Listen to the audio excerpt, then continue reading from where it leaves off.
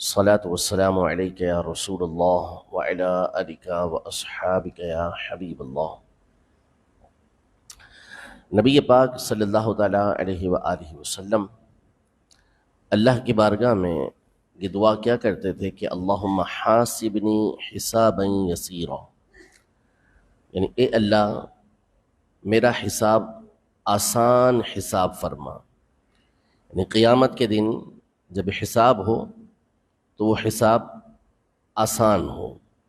یہ اللہ کی بارگاہ میں دعا کیا کرتے تھے۔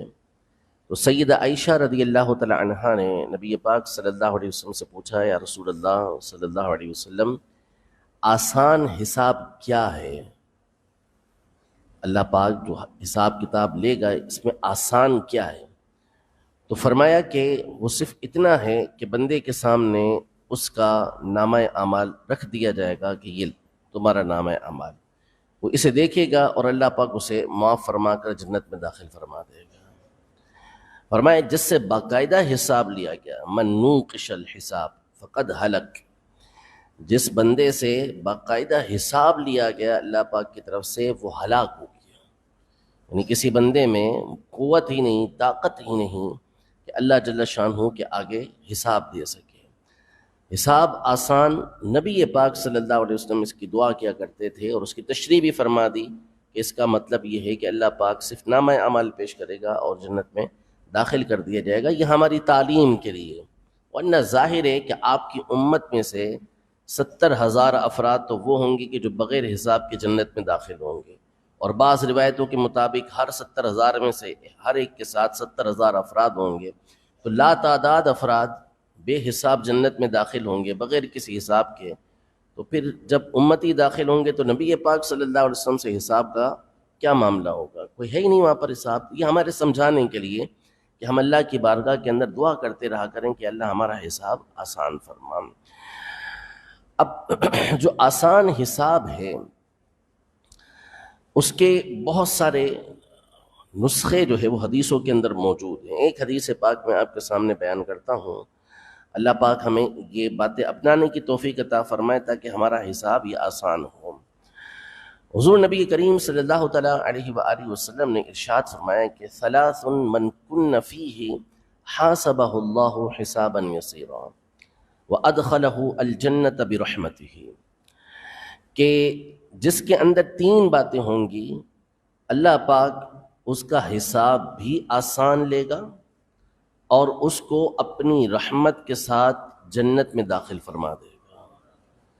3 باتیں جس کے اندر ہیں اس کا حساب بھی آسان اور اللہ پاک اس کو جنت میں داخل بھی فرما دے گا۔ ہیں بڑی مشکل باتیں جو نبی پاک صلی اللہ تعالیٰ علیہ وآلہ وسلم نے ارشاد فرمائی، یعنی ہمارے اعتبار سے اس پر عمل کرنا یہ بڑا مشکل ہے۔ سب سے پہلی بات ارشاد فرمائی تعطی من حرمک، جو تجھے محروم کرے، یعنی تجھے نہ دے، تیرے ساتھ اچھا سلوک نہ کرے، تو اس کو دے، تو اس کو عطا کرے۔ اس نے تیرے ساتھ بھلائی نہیں کی لیکن تو اس کے ساتھ بھلائی کرے۔ یہ پہلی خوبی ہے کہ یہ ہے تو یہ حساب آسان بنے گا کہ جو تمہیں محروم کر رہا ہے اس کو تم عطا کرو، اس کو تم دو۔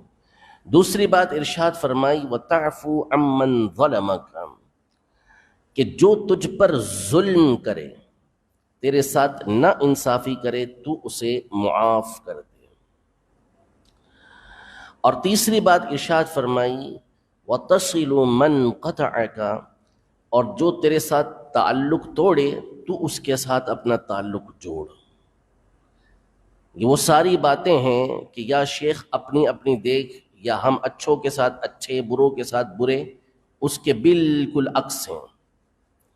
ہمیں ہماری جو سوچ، ہمارا جو انداز، ہماری جو یوں کہہ لیں کہ ایک تربیت ایک طرح سے بہت سارے مقامات پر ہوتی ہے، اس کے بالکل عکس نبی پاک صلی اللہ تعالیٰ علیہ وسلم نے بات ارشاد فرمائی ہے کہ جو محروم کر رہا ہے اس کو دینا۔ اب محروم ہمیں کبھی مدد کی ضرورت پڑ گئی، اس نے نہیں کی، اب اس کا موقع آ گیا تو پھر ہم بھی اس کا پورا پورا فائدہ اٹھاتے ہوئے کہ اب ہم بھی نہ کریں، تو انہیں ہمارا وقت پہ ساتھ نہیں دیا تو ہم کیسے تیرا ساتھ دیں، یا اس نے ہمارے ساتھ کوئی بھلائی نہیں کی، کوئی اچھائی نہیں کی، موقع تھا اچھائی اور بھلائی کا لیکن اس نے ساتھ نہیں دیا، فرمایا تو اس کا ساتھ دے۔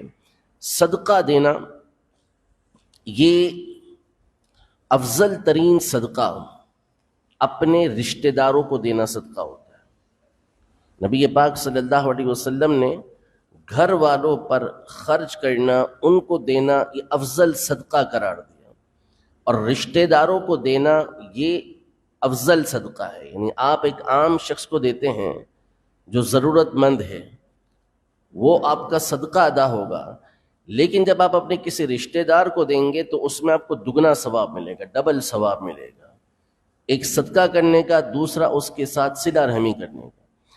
لیکن ارشاد فرمایا کہ افضل صدقہ اپنے ناراض رشتہ دار کو دینا ہے۔ ایسا رشتہ دار کہ جس سے آپ کے تعلق خراب ہے، ناراضی ہے آپ کی، لیکن اس کو ضرورت ہے، اب اس کو جب آپ دیں گے تو یہ سب سے افضل صدقہ قرار پائے گا، سب سے بہتر صدقہ قرار پائے گا رشتہ داروں میں دینے والے۔ تو یہ ہمارے آقا علیہ الصلوۃ والسلام کی تعلیمات ہیں کہ جو محروم کر رہا ہے اس کو دینا۔ ظلم کیا کسی نے، نا انصافی کی ہمارے ساتھ، برائی کی ہمارے کے ساتھ، تو ہم تو اینٹ کا جواب پتھر سے دینے والے لوگ ہیں۔ وہ برائی کرے گا تو برائی پائے گا، ہم اچھوں کے ساتھ اچھے ہیں، بروں کے ساتھ برے ہیں، تو کون سا آپ نے کارنامہ سر انجام دے دیا۔ کتے کو بھی کوئی پچکارے گا تو وہ آپ کے ساتھ اچھائی کرے گا، اس کو پتھر مارے وہ بھی بھونک کے جواب دے گا۔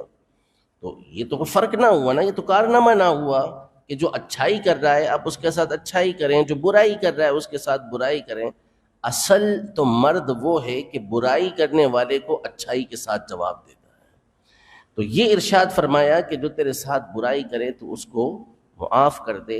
اور تیسری بات کہ تعلق توڑ دیا کسی نے، رشتہ توڑ دیا کسی نے، تو اس کے ساتھ صلہ رحمی کرے، تو آگے بڑھے اور اپنا فرض ادا کرتے ہوئے اس کے ساتھ اپنا رشتہ جوڑ لے۔ یہ تین خوبیاں نبی پاک صلی اللہ علیہ وسلم نے ارشاد فرمائی، اور ارشاد فرمایا جس کے اندر یہ تین باتیں ہوں گی کہ وہ نہ دینے والے کو دے گا، ظلم کرنے والے کو معاف کر دے گا، نا انصافی کرنے والے کو معاف کر دے گا، اور رشتہ توڑنے والے کے ساتھ رشتہ جوڑے گا، تو اس پہ دو باتیں ارشاد فرمائی کہ اللہ پاک ایک تو اس کا حساب آسان لے گا، حساب آسان لے گا اس کو، اور دوسری بات اس کو جنت میں اپنی رحمت سے داخل کرے گا۔ الفاظ حدیث پاک کے وَأَدْخَلَهُ الْجَنَّةَ بِرَحْمَتِهِ، اللہ پاک اپنی رحمت سے اس کو جنت میں داخل فرمائے گا۔ حالانکہ ہر ایک کو اپنی رحمت سے جنت میں داخل فرمائے گا، کوئی بھی اپنے عمل سے جنت میں نہیں جا سکتا، اللہ پاک اپنی رحمت سے فرمائے گا۔ یہاں علماء نے اس حدیث کی شرح میں یہ لکھا کہ اللہ پاک اس کو اپنی رحمت سے جنت میں داخل فرمائے گا، اس کا مطلب یہ ہے کہ اس کے عمل اس قابل ہوں گے ہی نہیں، وہ اتنے قلیل ہوں گے، اتنے تھوڑے ہوں گے کہ جنت میں داخلہ ہو ہی نہیں سکتا، لیکن یہ تین خوبیاں پائے جانے کی وجہ سے، اس کے اندر یہ تین باتیں ہونے کی وجہ سے اللہ پاک اس کو پھر بھی جنت کے اندر داخل فرما دے گا۔ اللہ جل شانہ ہم سب کو ان باتوں پر عمل پیرا ہونے کی توفیق عطا فرمائے، اور کل بروز قیامت اللہ پاک ہمیں آسان حساب ہم تمام سے آسان حساب فرمائے، اپنے سخت حساب سے ہمیں محفوظ رکھے۔ نبی پاک صلی اللہ علیہ وسلم کی دعائیں یہ ہمیں سمجھانے کے لیے ہوتی ہیں، یاد رکھا کریں۔ اس سے پہلے بھی میں نے حوض کوثر کے حوالے سے کچھ باتیں عرض کی تھیں کہ یہ دعا کرتے رہنا چاہیے کہ اللہ پاک حوض کوثر پر ہمیں آنے کی توفیق و سعادت نصیب فرمائے، اور ساتھ یہ دعا میں نے آپ کو عرض کی کہ اللہ کی بارگاہ میں یہ بھی دعا کرتے رہنا چاہیے کہ اللہ پاک ہمارا حساب آسان فرمائے، رب العزت جل وعلا عمل کی توفیق عطا فرمائے۔ آمین بجاہ النبی الامین صلی اللہ تعالی علیہ وآلہ وسلم۔